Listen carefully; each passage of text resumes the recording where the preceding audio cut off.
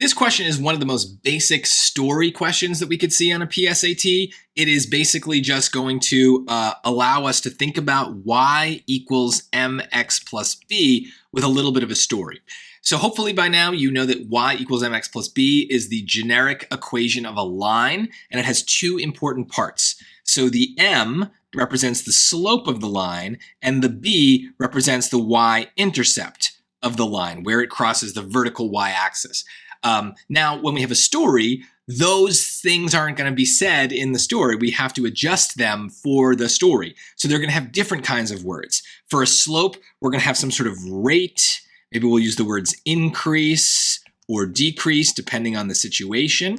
For a y-intercept, that's going to be some sort of starting point or an initial value. And then we need to kind of read the story with those things in mind. So here they're giving us both. A contract for a certain service requires a one-time activation cost of $35. So this is my B. A one-time thing. It happens once and then never again. It is a starting amount. It is an initial amount. It is a one-time fee. Those kinds of words tend to mean we're going to have a starting value, a y-intercept.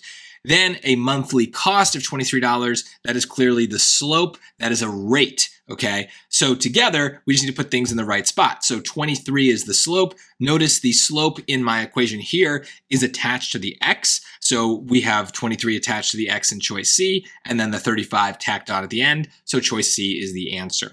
Now they switched the x and the y for t and c. I should have maybe read that part, which equation represents the situation where c is the total cost in dollars of the service contract for t months. Now, look, this is an easy version of this question, and you probably would know by now that you are in the easy module. If you've taken a couple practice tests, if you've seen what the hard module looks like, you'd probably know, yeah, it didn't happen for you this time, you're in the easy one.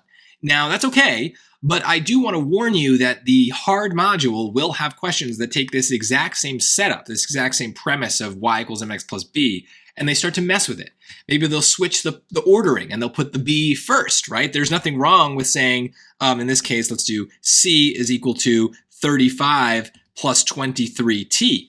That is equivalent, right? So it doesn't matter that the order is switched, even though normally we put the slope first. There is nothing wrong with putting the y-intercept first. As long as the slope is still attached to the variable, to the t, we're good to go. That's still a slope. So they could do stuff like that. They could start to mess with you and maybe make you put it in a different format than y equals mx plus b. Maybe they phrase things in a way where it's kind of misleading what's the y-intercept or the slope.